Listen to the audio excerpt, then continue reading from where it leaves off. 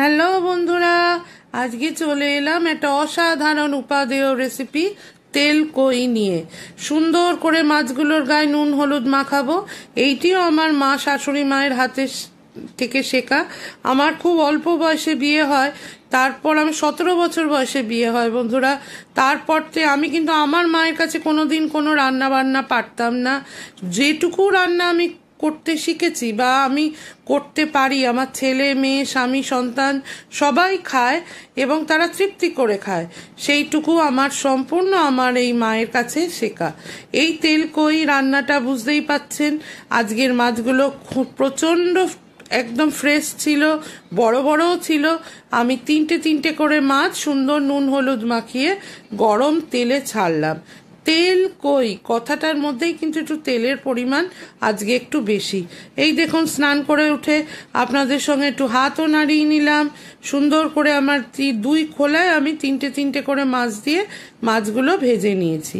কে কিরমভাবে তেল কই করে জানি না, আমি কিন্তু আমার মায়ের কাছে শেখা এইভাবেই তেল কই করি। অসাধারণ স্বাদ হয় বন্ধুরা। এই তেলের মধ্যেই আমি কোনো ফোড়ন দেব না, দেব শুধু তেজপাতা এবং কিছু এলাচগুলো ফাটিয়ে দেব, যাতে এলাচের সম্পূর্ণ ঘ্রাণ এই ঝোলটার মধ্যে থাকে। সুন্দর করে কতগুলি এলাচ, বেশ কয়েকটি 5-6টি এলাচ আমি ইউজ করেছি।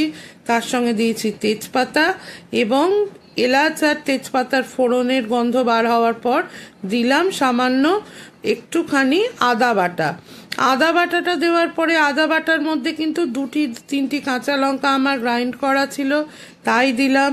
আদা বাটা দিয়ে যতক্ষণ না আদার কাঁচা গন্ধ যায় সুন্দর করে আদাটাকে আমি কষাবো। এরপরে দিলাম একটু টমেটো সস দেওয়ার পরে বেসিক যে মশলাগুলো সেইগুলো একটু দেব। এই রান্নাটা খুব ঝটপট হয়ে যায়, বেশি সময়ের কোনো প্রয়োজন নেই। দিলাম একটু হলুদ, দেব একটু লবণ, অবশ্যই লবণ স্বাদ অনুপাতে, যে যেরম খান সেরম দেবেন। তার সঙ্গে দিয়েছিলাম একটু শুকনো লঙ্কা গুঁড়ো আর দিয়েছিলাম একটু কাশ্মীরি লঙ্কা গুঁড়ো। কাশ্মীরি লঙ্কা গুঁড়ো দিলে জানেন ঝাল হয় না, কিন্তু কালার আসে। তরকারিটার একটা নিজস্ব অদ্ভুত সুন্দর কালার হয়। অল্প সামান্য দিয়েছিলাম। দেওয়ার পরে আমি মশলাটাকে কষাবো যতক্ষণ না ওই মশলার থেকে তেল ছাড়ে। 3-4টে স্বাদ অনুযায়ী কাঁচা লঙ্কা দিয়েছি, যার যেরম দরকার সেরম দিতে পারেন। ব্যাস, আমার মোটামুটি রান্না প্রায় কমপ্লিট। পাশে আমি সামান্য একটু ধনে গুঁড়ো ইউজ করেছি এই রান্নাটায়। দেওয়ার পর মশলার থেকে তেল ছাড়ছে, তখন পাশের গ্যাসে সামান্য একটু উষ্ণ গরম জল বসিয়ে রেখেছিলাম, সেই জলটাই একটুখানি আমি প্লেস আউট করলাম কড়ায়। এইবারে আর কোনো কিছুই করার নেই।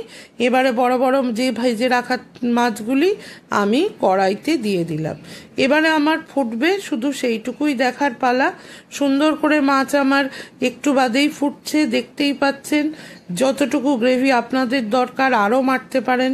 ব্যাস, আমার রান্না রেডি, আমি পরিবেশন করে ফেললাম। কার কিরম লাগলো দেখে আমাকে একটু জানাবেন। টাটা।